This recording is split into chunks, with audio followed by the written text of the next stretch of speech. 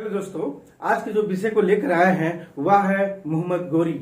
यानी मोहम्मद गोरी का जो है भारत पर आक्रमण, इसी के बारे में आज हम चर्चा करेंगे।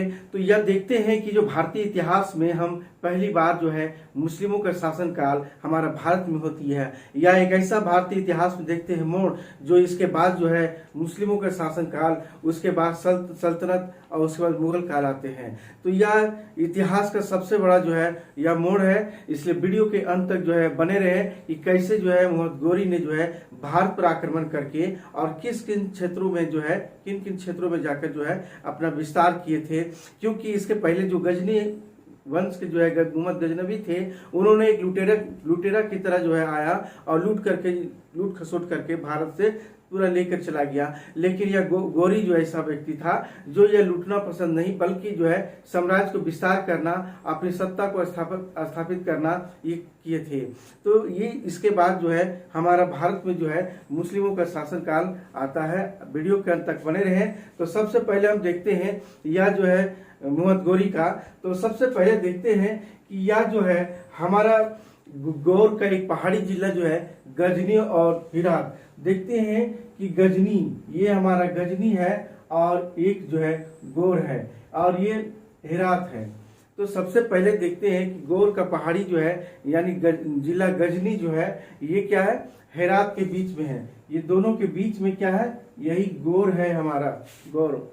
और 10वीं शताब्दी में एक स्वतंत्र शासक के रूप में जो है हो गया था हमारा गौर। एक ताजिक परिवार का देखते हैं कि लोग जो है पूर्वज जो है सबसे पहले जो है ईरान से जो है लेकर आए थे, और ईरान से घोड़े की सवारी करने वाले किसान की जैसे लोग थे। लेकिन सबसे पहली बात है कि गौर का प्रदेश क्यों समृद्धशाली हुआ, क्योंकि गौर में देखते हैं लोहे की प्रचुरता थी। यहाँ क्या थी, लोहे की प्रचुरता थी, लोहे की खाने थी। और यहाँ पर जो है लोहे की जो सामान बनते थे, यानी युद्ध की जो अच्छे अच्छे हथियार जो है बनना प्रारंभ हुआ। और यहाँ के लोग जो है काफी समृद्धशाली और शक्तिशाली भी हो गए थे। यहीं पर जो है गौर में देखते हैं कि इस समय लगभग जो है मुस्लिम संतों ने जो है वहां जाकर के इस्लाम धर्म का प्रचार प्रसार किया था। और इस तरह से 1009 ईस्वी में, यानी 1009 ईस्वी में मोहम्मद गजनवी ने जो है गौर प्रदेश पर अधिकार किया था। यानी मोहम्मद गजनवी ने जो है गौर प्रदेश पर अधिकार किया और इस तरह से उसे सामंत के रूप में जो है रखा। तो यह जो मोहम्मद बिन सुरी वहां के जो थे, तो वहां के शासक थे मोहम्मद बिन सुरी, उसी को रखे। मोहम्मद गजनवी के मृत्यु के बाद हम देखते हैं कि गजनी जो है पतन शुरू हो गया था। क्योंकि मोहम्मद गजनवी की मृत्यु के बाद जो है गजनी जिस तरह से शासन व्यवस्था अपनाया था इस गौर क्षेत्रों पर, तो ये क्या हुआ, वह शासन तंत्र जो है ढीला पड़ गया। और इस स्थिति से लाभ उठाकर गौर जो है स्वतंत्र हो गया, जिसमें दोनों राज्यों के वंशों में जो है संघर्ष होना प्रारंभ हो गया। यानी इसके जो जितने भी उत्तराधिकारी थे और गौर प्रदेश से जो था, दोनों में जो है काफी संघर्ष होना प्रारंभ हुआ। मोहम्मद गजनवी के बाद जो है या यहीं पर जो है संसबनी वंश जो है प्रारंभ होता है। ये गौर में कौन सा वंश है, संसबनी, याद रखेंगे, संसबनी वंश का जो है उदय होता है। और इसी तरह देखते हैं कि जो है इसी वंश में एक नाम था इजुद्दीन हुसैन। यही इजुद्दीन हुसैन नामक व्यक्ति जो है यहाँ पर जो है शासक हुआ। इसे कहा जाता है कि इसे 7 पुत्र थे। कौन थे? 7 पुत्र थे। और 7 पुत्रों में से में देखते हैं एक ऐसा पुत्र था जो हमारा इजुद्दीन हुसैन।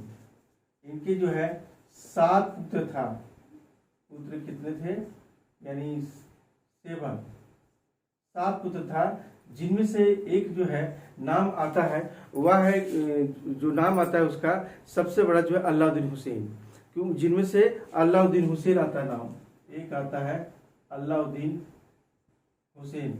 ये क्या करते हैं, एक खजिस्तान में यानी वजीरिस्तान में जो है का शासक बनता है। वजीरिस्तान का जो है एक शासक बनता है यहाँ पर अलाउद्दीन हुसैन। कहाँ का, वजीरिस्तान वजीरिस्तान का और सेल्जुक तुर्कों से क्या था, इसे सेल्जुक तुर्कों से जो है काफी घनिष्ठ संबंध बना लिया था। और घनिष्ठ संबंध बनाने से क्या हुआ कि सेल्जुक तुर्कों का जिस तरह से जो संबंध बनाया था, तो इन क्षेत्रों में जो है काफी पद और प्रतिष्ठा इन्हें प्राप्त हो गई थी।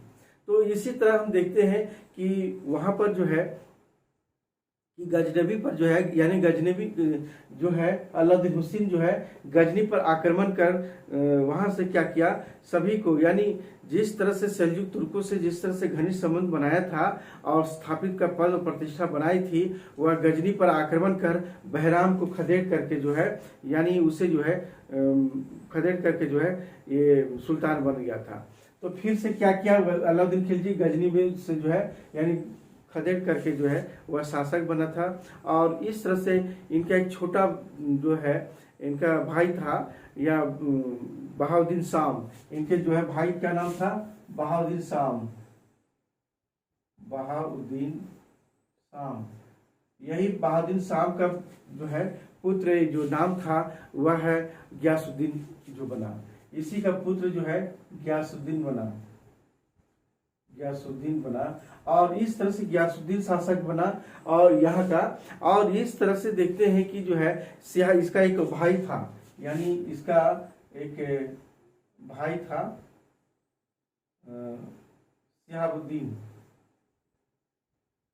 शिहाबुद्दीन हुसैन। तो ये गयासुद्दीन और शिहाबुद्दीन जो है बहाउद्दीन शाम का पुत्र था। और इस तरह से देखते हैं कि गयासुद्दीन जो है ये शासन सत्ता में जब थे, तो उसके शासन काल में शिहाबुद्दीन छोटा भाई जो था एक सिपह सलार के रूप में जो था, और यह जो है गयासुद्दीन के आदेशों का काफी जो है पालन करता था। गजनी के गोर साम्राज्य का काफी विस्तार किया था। गजनी का जितना भी क्षेत्र था उस सारा क्षेत्र पर जो है यह विस्तार करने में शिहाबुद्दीन का हाथ बहुत था। तो भाई के आदेश से जो है अपने पैतृक प्रदेश जो था, पैतृक प्रदेश जो था गोर था, ये क्या था, गोर से जो है ख्वारिज पर आक्रमण किया था। क्योंकि ख्वारिज में ऐसा था, ये ख्वारिज में जो साम्राज्य था ये गोर प्रदेश पर अधिकार कर लिया था, लेकिन सफलता नहीं मिली। बहुत कोशिश किया था शिहाबुद्दीन जो था, यानी ख्वारिज को यहाँ से हटाने के लिए अपने, क्योंकि इनका क्या था पैतृक संपत्ति, पैतृक अपना था, प्रदेश था, तो इस प्रदेश में जो है का सफलता नहीं मिली। तब जो है इसी बीच में 1175 ईस्वी में गयासुद्दीन की मृत्यु हो जाती है। तो ये गयासुद्दीन की 1175 में ही इसकी मृत्यु हो जाती है।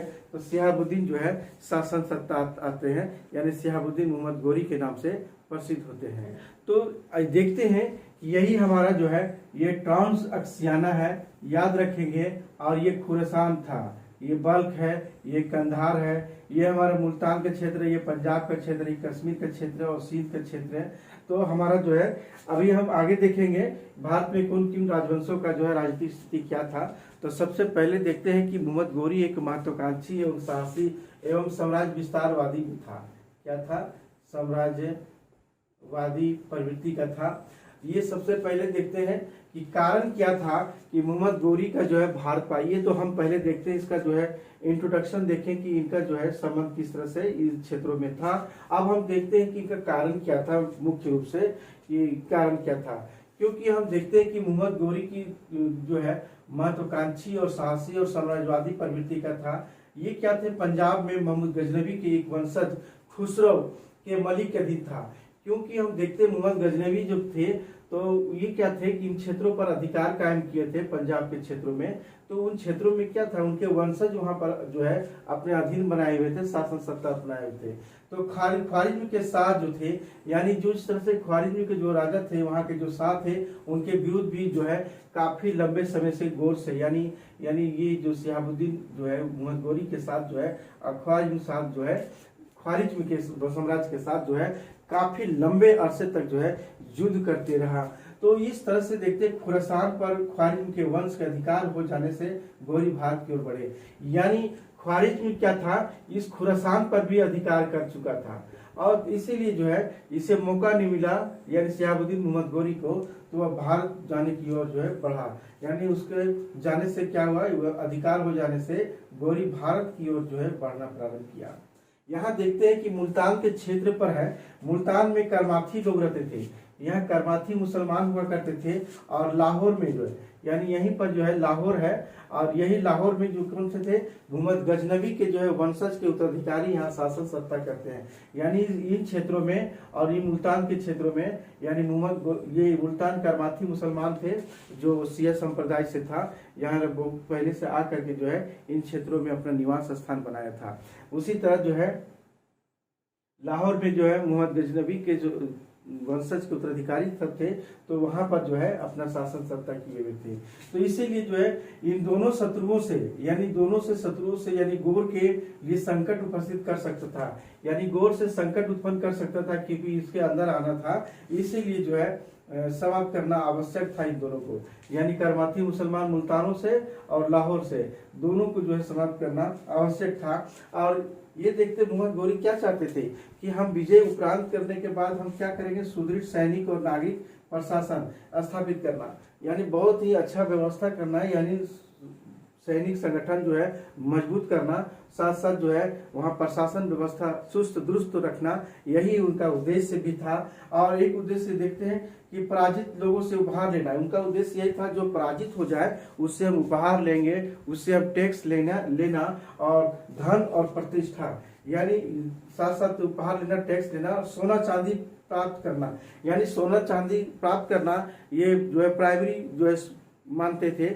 इसीलिए जो है यही इनका उद्देश्य था कि उपहार लेना, टैक्स लेना, सोना चांदी प्राप्त करना और क्या करना, विशाल साम्राज्य को जो है बनाना, यानी विशाल साम्राज्य को निर्माण करना। और ये क्या है, विशाल साम्राज्य का निर्माण करना, धन और प्रतिष्ठा कमाना चाहता था, यानी वह जो है अपने साम्राज्य को काफी विस्तार करना चाहता था।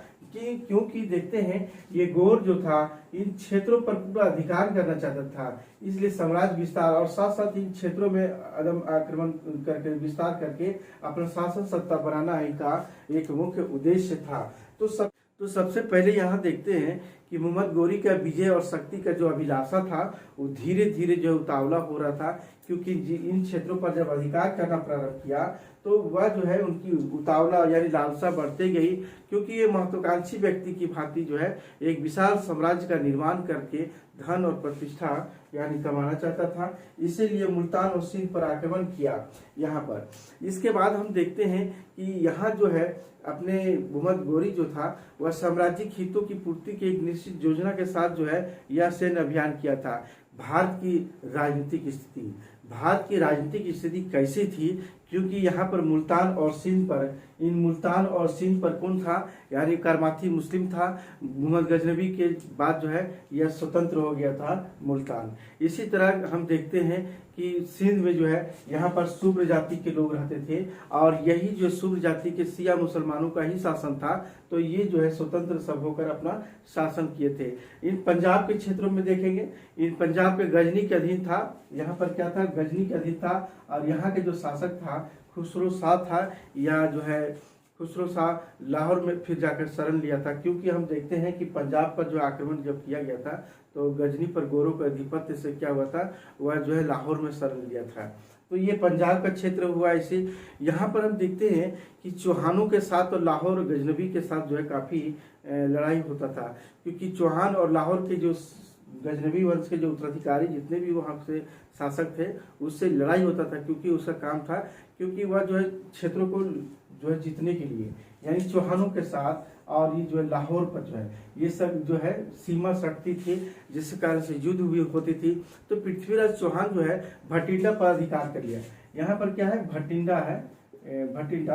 भटिंडा पर आक्रमण कर लिया था। तो इस तरह से क्या हुआ कि एक तरह से इधर उलझे हुए थे। और हम अगला देखते हैं गढ़वाल का, यानी गढ़वाल वंश के जो थे जयचंद थे, उनका जो है दिल्ली से था, यानी गढ़वाल जो है ये क्या था, दिल्ली। तो दिल्ली से ये था, तो दिल्ली को जो है यह सीमा टकराती थी, यानी दिल्ली को लेकर काफी संघर्ष करते थे। तो जयचंद की जो एक पुत्री है वह संयुक्ता, उधर जो है स्वयंवर से अपहरण कर लिया था, या पृथ्वीराज चौहान जो पृथ्वीराज तृतीय जो चौहान है वो क्या था कि स्वयंवर से उठा लिया गया था गढ़वाल वंश के जो है पुत्री जो था। तो वह जो है कन्नौज के यानी गढ़वालों की काफी जो है पहले से दुश्मनी चल ही रहा था, और इस तरह से जो है यह संघर्ष चल रही थी। पश्चिम भारत में अगर हम देखते हैं गुजरात का, यानी पश्चिम भारत में ये क्या था कि सोलंकी यानी काठियावाड़ पर जो है, इन काठियावाड़ क्षेत्र है, तो ये पर अनिलवाड़ के जो सोलंकी वंश के अधीन था। ये क्या था, सोलंकी वंश के अधीन था। ये हमारा कि पश्चिम भारत। मालवा के परमार जो था, यानी जिस तरह से मालवा के जो परमार था, ये क्या था कि चित्तौड़ के गुहिल राजाओं से संघर्ष था। यानी यहाँ पर चित्तौड़ है, यानी चित्तौड़ से गुहिल राजवंशों से हमेशा दोनों में लड़ाई होता था। और इस तरह से देखते हैं मध्य भारत में, यानी इस तरह से त्रिपुरी में, यानी त्रिपुरी के क्षेत्र है, तो यहाँ पर हम देखते हैं कि कलचुरियों और बुंदेलखंड के चंदेलों के साथ जो है लड़ाई होती थी। चंदेलों के साथ और त्रिपुरी के साथ जो है हमेशा झगड़ा होती थी। चंदेलों के अधिपत्य देखते हैं महोबा, कालिंजर और खजुराहो पर जो है पूरा अधीन हो गया था। और इस साथ साथ एक और था, अजयगढ़ था, उस पर भी अधीन हो गया था। तो पूर्वी भारत में देखते हैं यहाँ पर क्या है, ये पूर्वी भारत में पाल वंश और सेन वंशों का ही जो है अधीन था। मिथिला को लेकर भी हम देखते हैं कि मिथिला यानी कर्नाटक के लोगों का राज था। मिथिला यानी बिहार, उत्तरी बिहार का ये क्षेत्र है। यहाँ पर गढ़वाल और कर्नाटक के जो है उत्तरी बिहार को लेकर जो है लड़ाई होती थी। इन क्षेत्रों में गढ़वाल और जो है उत्तरी बिहार को लेकर यहाँ कर्नाटक एक जगह है, क्या है, कर्नाटक जगह है, उन्हीं को लेकर दोनों में जो है यह जो है लड़ाई होते रहता था। दक्षिण भारत में देवगिरी है, देवगिरी था और द्वार समुद्र था, क्योंकि देवगिरी के यादव वंश के लोग थे। द्वार समुद्र के वही हमारा जो है होयसल था, वारंगल का काकतीय। और इस तरह से देखते हैं सुदूर दक्षिण में चोल, चेर और पांडे क्षेत्रों पर जो है यह क्षेत्रों में जो है विभाजित था। तो ये हमारा था भारत की जो है राजनीतिक स्थिति। लेकिन भारत की राजनीतिक स्थिति के बारे में अगर हम देखते हैं तो किसी में जो है राजनीतिक एकता नहीं थी, बल्कि जो है सभी अपने साम्राज्य को विस्तार करने के लिए और सबका जो है खोखलेपन की जैसा दिखाई दिया इसमें। क्योंकि जिससे विदेशी सब आए तो जितने भी आक्रमण करते गए तो सभी ने जो है कहीं न कहीं जो है राजनीतिक कमजोरी थी, राजनीतिक एकता की कमी थी और लोगों के सूझबूझ का भी कमी थी। तो इस तरह से एकजुटता, राजनीतिक एकता नहीं होने के कारण हमारा भारत में जो है यह आक्रमण हुआ। तो मोहम्मद गौरी कैसी थी, साम्राज्यवादी योद्धा प्रवृत्ति का योद्धा था, क्योंकि उनकी महत्वाकांक्षा एक भारत पर जो है साम्राज्य विस्तार करने का एक लालसा थी। इसे मोहम्मद गजनवी की तरह धन लूट करके जो है, यानी गजनी में जो है साम्राज्य को स्थापित करने का नहीं था, बल्कि जो है गजनी पर जो है मोहम्मद गौरी के जब आधिपत्य कायम हो चुका था तब भारत विजय के साथ जो है यानी गौर साम्राज्य को विस्तार करना और इस्लाम धर्म का भी जो है प्रचार प्रसार करना भारत पर आक्रमण करना मुख्य एक कारण था। तो आइए हम लोग देखते हैं कि भारत पर आक्रमण जो है सर्वप्रथम कहाँ किया गया था और कैसे किया गया था और वह कौन कौन सा क्षेत्र है और कौन से ईस्वी में किया गया था। तो ये प्रश्न पूछे जाते हैं कि भारत पर जो है मोहम्मद गौरी ने पहली बार आक्रमण कहाँ किया गया था या कब किया गया था। तो यही मुल्तान जो था यहाँ करमाथी मुसलमानों का शासन था और यहाँ सिंध में जो था शुभ्र यानी उच्च जिसको बोलते हैं सिंध को ही, तो शुभ्र शासकों का अधीन था। यहाँ देखते हैं कि मुल्तान यानी हम यहाँ देखते हैं कि मुल्तान और उच्च यानी करमाथी मुसलमानों का जो है और उच्च में शुभ्र शासकों का 1175 ईस्वी में हुआ था। और ये मुल्तान पर करमाथी मुसलमानों का जो अधिपत्य था वे लोग अरब से आकर जो है बसे हुए थे, क्योंकि कहाँ से, अरब के क्षेत्रों से आकर जो है यहाँ बसे हुए थे।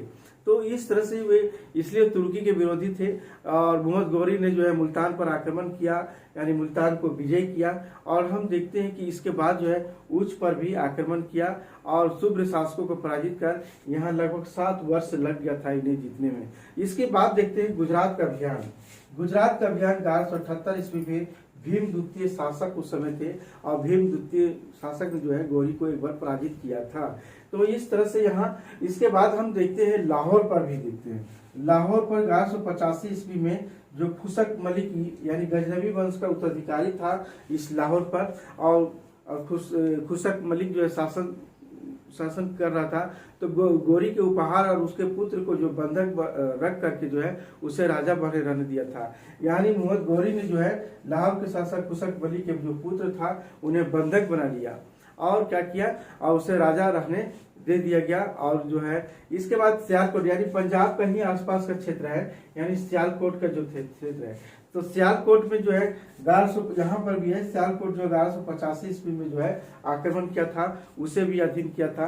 इन पंजाब को जो है मुख्य रूप से देखते हैं, पंजाब में 1186 ईस्वी में जो है कुशक मलिक का ही शासन था, क्योंकि मोहम्मद गौरी और जो है के साथ लड़ाई हुआ। इसमें सबसे पहले देखते हैं कि जब पंजाब पर आक्रमण किया तो कश्मीर से सहायता किसे मिल रहा था, मोहम्मद गौरी को मिल रहा था। और वहां के जो शासक थे कौन थे, विजय देव थे।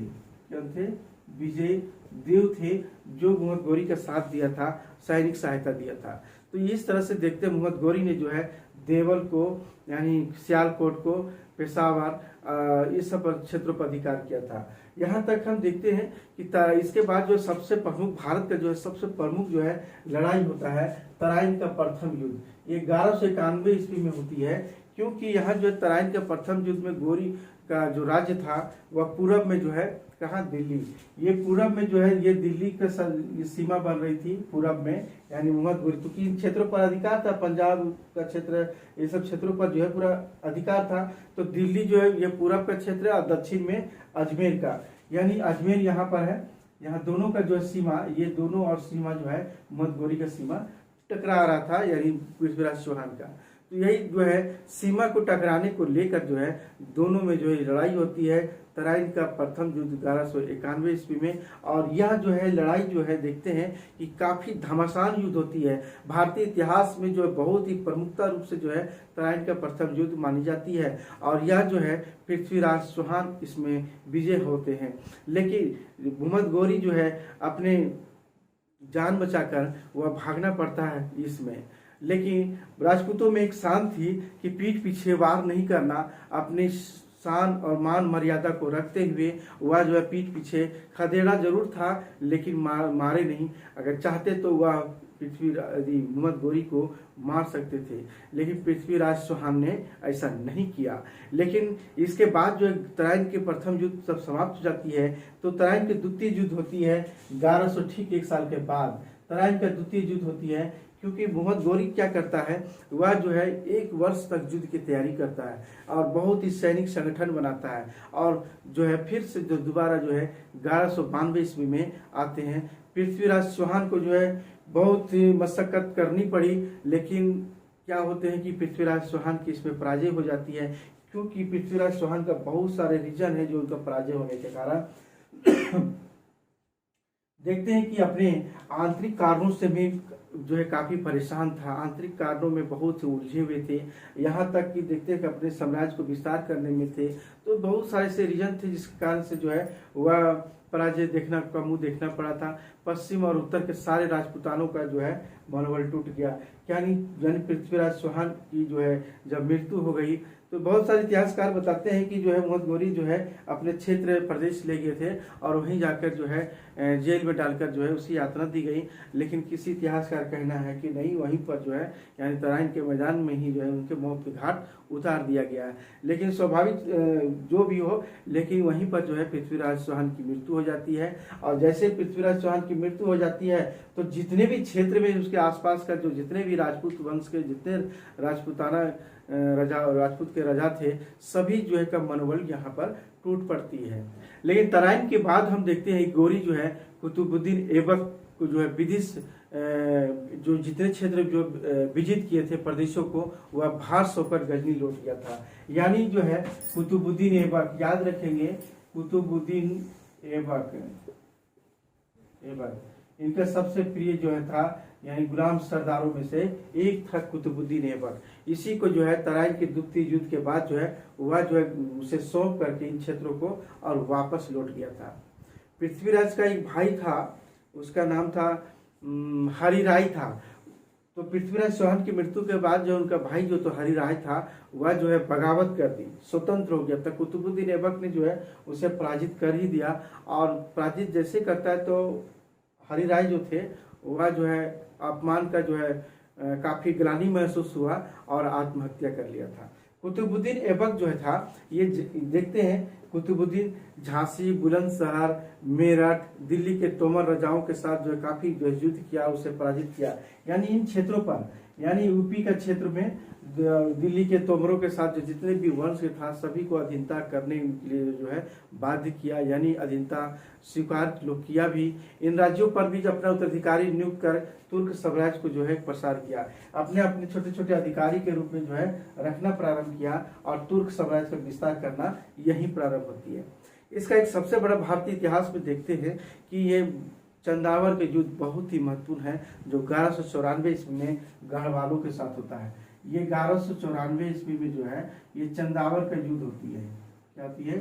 चंदावर के युद्ध। देखिए चंदावर के युद्ध 1194 में, क्योंकि चंदावर जो था वह कहाँ, कन्नौज में, यहीं पर जो है गढ़वालों का वंश था। तो यहीं पर जो है 1194 में मोहम्मद गौरी ने जो है जयचंद को हराते हैं। जयचंद की जो है आंख में तीर लग जाने से जो है उसकी सेना जो है राजा की रक्षा करने में जुट जाते हैं जैसे ही, और वैसे ही जो है जयचंद को जो है मृत्यु यानी उसे मौत की घाट उतार देते हैं मोहम्मद गौरी की सेना के द्वारा। तो भारतीय इतिहास में देखते हैं कि चंदावर का युद्ध जो है बहुत ही महत्वपूर्ण स्थान रखता है। इसके बाद हम देखते हैं तुर्क सेना जितने भी थे सभी इन सेनाओं ने, यानी मोहम्मद गौरी के सेनाओं जो थे, कन्नौज से मेरठ, यानी इस क्षेत्र यानी कन्नौज से मेरठ, यहाँ जब देखें यूपी का क्षेत्र है, मेरठ, मथुरा, बनारस तक अपने क्षेत्र अधिकार करें, यानी पूरे यूपी का लगभग क्षेत्र जो है वह जो है अपना क्षेत्र है अधिकार कायम करता है। इसके बाद हम देखते हैं दक्षिणी राजस्थान देखते हैं। ये दक्षिणी राजस्थान का शासक कौन थे? कुमारपाल था। इन्हें भी पराजित करता है, क्योंकि मोहम्मद गौरी जो है फिर 1196 में आते हैं, 1196 में और आते हैं, और बयाना यानी दक्षिण पूर्व राजस्थान का जो है, यानी जो दक्षिण पूर्व जो है राजस्थान यहीं पर है, हमारा बयाना है। और तो ये बयाना के क्षेत्रों पर भी देखते हैं कि यानी आक्रमण करते हैं। यानी वहां पर जो बयाना का जो था शासक था वह था कुमारपाल था। ये कुमारपाल, तो कुमारपाल जो है यहाँ पर एक किला बहुत ही महत्वपूर्ण किला था, वह थंगीर के किले यहीं पर पराजित किया था। और साथ साथ एक और है विजयगढ़ था, उन्हें भी जो है इन थंगीर के किले के साथ साथ विजयगढ़ पर भी जो है हासिल किया था। इसके बाद देखते हैं ग्वालियर का जो है, ग्वालियर 1197 में आक्रमण करते हैं, लेकिन यहाँ का राजा कौन थे?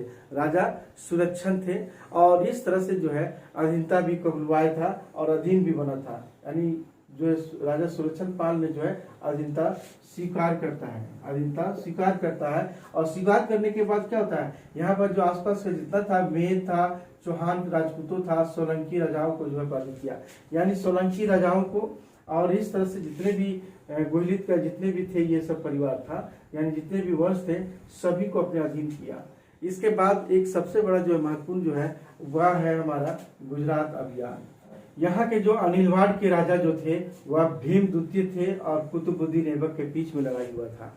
यही देखते हैं भीम क्या थे? द्वितीय, वो भाग खड़ा हुआ था। और इस तरह से जैसे साम्राज्य की विस्तार हो रही थी वैसे जो देखते हैं कि भीम द्वितीय जो है वह सहन नहीं बल्कि वह भाग खड़ा हुआ। और कुतुबुद्दीन ऐबक ने क्या करते हैं, इन क्षेत्रों पर जो है यानी गुजरात के ये जो क्षेत्र है यहाँ पर एक अपने सूबेदार नियुक्त करते हैं और वहां से वापस लौटते हैं। तो बदायूं जो था, बदायूं दिल्ली के आसपास का क्षेत्र है, बदायूं, बनारस, कन्नौज, ये सब पुनः सबको जो है, क्योंकि यहाँ जैसे लड़ाई करने आए वैसे लोगों ने जो है स्वतंत्र करना या षड्यंत्र या विद्रोह करना प्रारंभ कर दिया था। तो फिर जाकर के बदायूं और कन्नौज को जो है पुनः पराजित किया था। इसके बाद एक आता है बुंदेलखंड। यहाँ पर ये राजधानी कालिंजर है। यहाँ का राजा जो था परवर्ती देव था। तो जो है यानी मोहम्मद गौरी यानी कुतुबुद्दीन ऐबक ने जो है कालिंजर के किले को घेरा था, और इसीलिए जो घेरा काफी दिनों तक रही, क्योंकि वहां पर विजय हासिल करने का सबसे बड़ा तरीका था रसद पानी का अभाव, क्योंकि वहाँ रसद पानी सब सारा जो है यानी कुतुबुद्दीन ऐबक का जो था सैनिक जो थे वह जो है बंद कर दिए थे और क्यों रास्ता काट दिए थे, क्योंकि रसद और पानी यानी खाने पीने का जो है किले में जाने से रुका। तो संधि के लिए बाद में परवर्ती देव ने जो है वह बाध्य हुआ संधि के लिए, लेकिन राजा की जो है उसी बाद जो है मृत्यु हो जाती है। उसी समय उनका पुत्र अजय देव फिर बनते हैं। फलस्वरूप क्या देखते हैं, कालिंजर के क्षेत्र, महुआ, खजुराहो, ये सब पर अधिकार होती है। इसके बाद देखते हैं एक और हम बिहार और बंगाल, क्योंकि एक वहां पर बिहार बंगाल पर जो है यहाँ पर बख्तियार खिलजी का आती सैनिक रहता है। याद रखेंगे यहाँ पर जो है बख्तियार खिलजी का जो है यहाँ एक साधारण सैनिक जो है क्या बोलते साधारण सेना जो है सेनापति ही थे, जो इसे यहाँ पर आक्रमण करने भेजते हैं, यहाँ पर जो है इसे सत्ता देते हैं। तो ये क्या करते हैं कि बख्तियार खिलजी बिहार के राजाओं के साथ युद्ध नहीं करने बल्कि जो है वहां पर जितने भी बौद्ध विहार, नालंदा, विक्रमशिला, ये सब जितने थे सभी को ध्वस्त किया था और बिहार में काफी अराजकता फैल गई थी बख्तियार खिलजी के आने के बाद। बंगाल में भी देखते हैं कि यहाँ के जो शासक था 1240 ईस्वी में लगभग जो है यहाँ का शासक लक्ष्मण सेन था, क्योंकि इस समय कौन था, सेन वंश था। तो सेन वंशों के साथ हम देखते हैं कि यहाँ पर भी जो है काफी लड़ाई हुआ और यहाँ पर राजधानी छोड़कर जो है वह भी भाग निकला। लक्ष्मण सेन जो थे वो भी यहाँ से भाग निकले। इस तरह से देखते हैं कि 1205 से लेकर में जो है यानी 10,000 सैनिकों के साथ जो है बख्तियार खिलजी ने तिरहुत में, असम में, नेपाल, इन क्षेत्रों में जितने भी थे वह आक्रमण किया था। लेकिन एक देखते हैं अली मर्दान नाम का व्यक्ति, याद रखेंगे क्योंकि अली मर्दान नामक व्यक्ति ने जो है ये बख्तियार खिलजी को जो है हत्या कर देता है। जिस समय क्या करते हैं कि ये जो है बख्तियार बंगाल बिहार यानी बख्तियार खिलजी के जो है यह समाप्त करता है, इसकी हत्या कर देता है। तो बख्तियार की जो है खिलजी ने जो है बख्तियार की हत्या कर देती है। तो जिस समय कुतुबुद्दीन ऐबक जो है हिंदू बगावत करना पड़ रहा था इसी समय, तो बहुत सारे से बगावत भी स्वतंत्र हो रहे थे, तो सामना भी करना पड़ रहा था कुतुबुद्दीन ऐबक। उस समय गौरी कहाँ था, वो गौरी जो है था वह ख्वारिज़्म में था, वो अपने गोर प्रदेश में था, वह ख्वारिज़्म से लड़ाई हो रहा था, वो अपने अस्तित्व के लिए लड़ाई लड़ रहा था ये वहाँ। तो अफवाह फैली कि इस समय कि एक झूठी अफवाह बताया जाता है कि मोहम्मद जो है गोरी की मृत्यु हो गई, तो पंजाब के क्षेत्र में और यहाँ का जितने भी क्षेत्र है सभी में जो है बगावत शुरू हो गई थी। तो 1205 ईस्वी में हम देखते हैं कि मोहम्मद गोरी का जो है भारत जो है आना पड़ा। जब खबर मिली तो बगावत करना प्रारंभ किया, तो खबर मिली तो वैसे ही वहां से तुरंत भारत आना पड़ा और सिंध के खोखर जातियों को जो पराजित किया था। याद रखेंगे सिंध के जो है खोखर जातियों को पराजित किया था और यहाँ क्या किया था, बहुत ही निर्ममता से बहुत सारे लोगों को जो है कत्लेआम किया गया था। कहा जाता है इसके बारे में बहुत दुर्व्यवहार किया था इन खोखर जनजातियों को। तो देखते हैं कि कुछ जो है बहादुर जो खोखर जो थे गोरी का पीछा किया, यानी इन क्षेत्रों में क्या हुआ, खोखरों ने जो है कुछ बहादुर कुछ लोग और भी जोता थे सबका पीछा किया। तो लाहौर से जैसे बाद में देखते हैं कि लाहौर से जो है गजनी लौट रहा था, तो सिंध नदी के किनारे एक जगह का नाम है दयामक नामक स्थान है। शाम का समय था, तो उसी समय नमाज पढ़ने के लिए जो है मोहम्मद गोरी ने जो है वह नमाज पढ़ने लगा। उसी समय 15 मार्च 1206 ईस्वी को यानी 15 मार्च 1206 ईस्वी को खोखर जातियों ने जब मोहम्मद गोरी को जो है क्या करते हैं, हत्या कर देते हैं। तो इस तरह से मोहम्मद गोरी के मरने के बाद उसका एक भतीजा आया, उसका एक भतीजा यानी उसका भतीजा के जो नाम था महमूद था। क्या था, महमूद उसका भतीजा था यानी मोहम्मद गोरी का। और ख्वारिज़्म शासकों ने गजनी पर अधिकार कर ही लिया था और गौर वंश की सत्ता को गजनी से उखाड़ दिया था। यानी गौर वंश का जितना शासन सत्ता था गजनी पर, वह जो है ख्वारिज़्म जो है पूरी समाप्ति कर दिया था। तो इस तरह से देखते हैं कि यहाँ पर जैसे कुतुबुद्दीन ऐबक ने ये क्या करते हैं, कुतुबुद्दीन ऐबक क्या करता है, भारत में यानी भारतीय साम्राज्य का जो है स्वामी बनकर यानी दास या गुलाम या ममलुक वंश का शासन प्रारंभ करता है। यहीं से प्रारंभ होती है भारतीय इतिहास का, मुस्लिमों का प्रारंभ हो जाती है। परिणाम यही हम कर सकते हैं कि तुर्कों ने जो दिल्ली को जो है अपना केंद्र बनाया। सैनिक दृष्टि से जो दूर दूर क्षेत्र जो था उनके नियंत्रण रखने के लिए दिल्ली को जो है दिल्ली को उत्तर का सारा क्षेत्र, पश्चिम का क्षेत्र, पूरब के क्षेत्रों में जो है नगरों में देखते हैं सड़कों का जाल बिछाया, यानी जल थल मार्गों से जोड़ने का काम किया। इस समय यहाँ पर देखते हैं कि सूबेदार नियुक्त किए गए, जहाँ जिस क्षेत्र पर अधिपत था वहाँ पर जो है सूबेदार नियुक्त किए गए। धीरे धीरे कुतुबुद्दीन ऐबक जो है मध्य के क्षेत्र और पूर्व के क्षेत्र और पश्चिम और दक्षिण के क्षेत्र में तुर्क सत्ता का प्रसार धीरे धीरे प्रारंभ हो रहा है। कुछ इतिहासकार इसके बारे में बताते हैं कि भारत में एक नवीन युग की शुरुआत मानते हैं। कुछ इतिहासकार मानते हैं कि भारत में नगर क्रांति की शुरुआत मानते हैं, या जो भी हो, या भारत के लिए जो है एक नया एक युग ही कह सकते हैं, क्योंकि या इसके पहले जो है वह राजपूतों का शासनकाल था, हिंदुओं का शासनकाल था, लेकिन इसके बाद क्या था, मुस्लिमों का शासनकाल प्रारंभ हुई थी। तो भारतीय इतिहास में मध्यकालीन भारतीय इतिहास का प्रारंभ जो है हमारा मोहम्मद गोरी के बाद, यानी मुस्लिमों के शासन सत्ता के साथ ये हमारा मध्यकालीन भारतीय इतिहास कहा जा सकता है। क्योंकि इसके पहले जितने भी शासनकाल था, हर्षवर्धन के बाद जो देखते हैं पूर्व मध्यकाल के नाम से भी जाना जाता है, लेकिन हम देखते हैं इसी समय मोहम्मद गोरी के बाद कुतुबुद्दीन ऐबक के जैसे ही अपने सत्ता में आते हैं, इन क्षेत्रों पर जो है प्रसार करना प्रारंभ करते हैं, तो मध्यकालीन भारतीय इतिहास की शुरुआत कर सकते हैं। तो आज की क्लास हम यही समाप्त करते हैं। आपको वीडियो कैसी लगी आप कमेंट बॉक्स में जरूर लिखिए।